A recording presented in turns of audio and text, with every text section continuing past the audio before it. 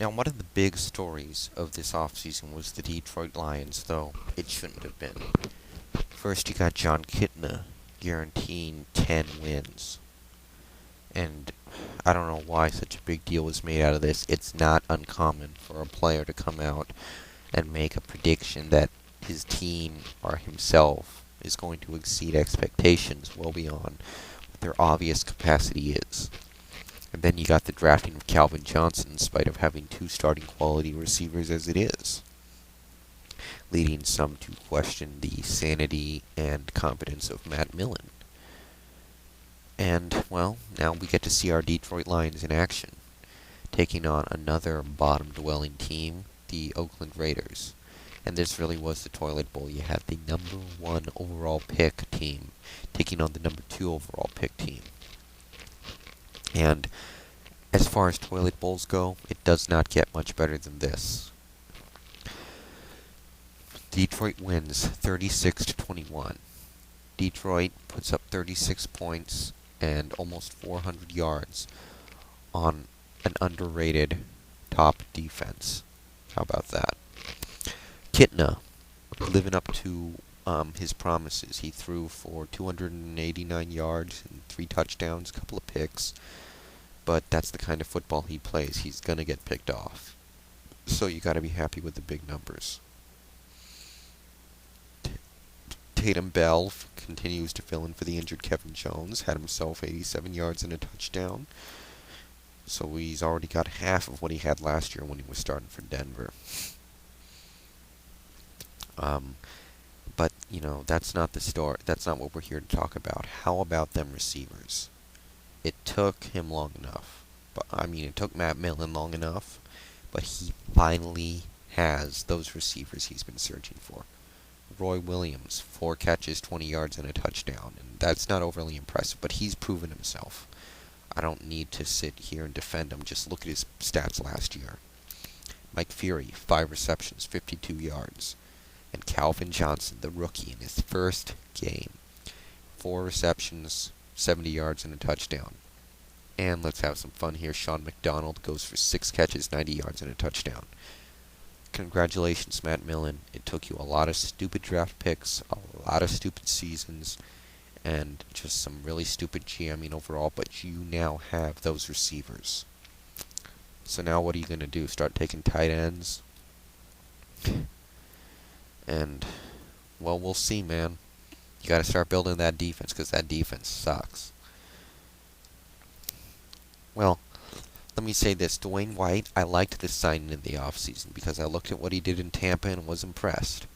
Today, he did not disappoint. 7 tackles, a sack, a pick, and 2 forced fumbles. Kalimba Edwards was not to be outdone. He had 2 sacks and 2 forced fumbles. Tony Fisher, their number 1 cornerback, who was much maligned in St. Louis, came up with a big interception. So this defense got the plays they needed to make. So credit to them. This is not a good defense by any stretch of the imagination. But,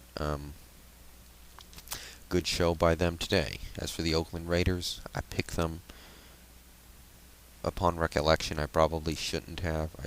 Now that I think about it, I know hindsight is 20/20, but I should have sided with Detroit. But but I can't do anything about that now. So, as for the Raiders, I can't believe Josh McCown did as well as he did. I still think Culpepper should be starting, and I will stand by that. But you got to be impressed with how McCown played. 30 completions, 313 yards, a pair of touchdowns, and a pair of picks. And in Oakland right now, looking at what they've had to deal with in recent years, they will take that. That's one of their better performances out of any quarterback in quite a while, to be perfectly honest. And hey, the running game is looking reasonably sharp as well, as far as, they had a grand total of 90 yards. That's not going to cut it for most teams. But for Oakland right now, it's a step in the right direction. And how about Ronald Curry? 10 receptions, 133 yards, and a touchdown. And Jerry Porter, after taking the year off last year, already has more production this year than he had all of last year. So, good job. Lamont Jordan getting involved in the passing game big time with almost 100 yards receiving. The rookie Zach Miller, the new fullback Justin Griffin, everybody getting involved in this passing game, so they're headed in the right direction. But Sebastian Janikowski, you gotta go. If he missed 3 field goals today. For those of you who didn't notice, well, actually, they were all long field goals, but at the same time, he was a first-round pick. He's got to make these plays. So, if he makes those field goals, I fully believe Oakland wins this game. And that's not cool. This team has enough problems without crappy field goal kickers. Get it under control. Defensively, they disappointed. And, giving up 36 points, that's not acceptable for a defense that prides themselves on being able to play in spite of a poor offense. I mean, you had Morrison getting the sack and getting a pick and a couple of good plays made.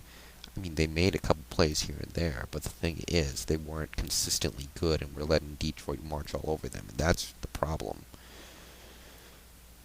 So, wild game, not at all like I expected it to be. And hey, I give my props to Josh McCown. Maybe he is the right guy for Oakland right now until Jamarcus Russell is ready to play, which won't be for a while. As I've said before, I believe you should start Culpepper if you want to win now, or Andrew Walter if you want to possibly try and win later.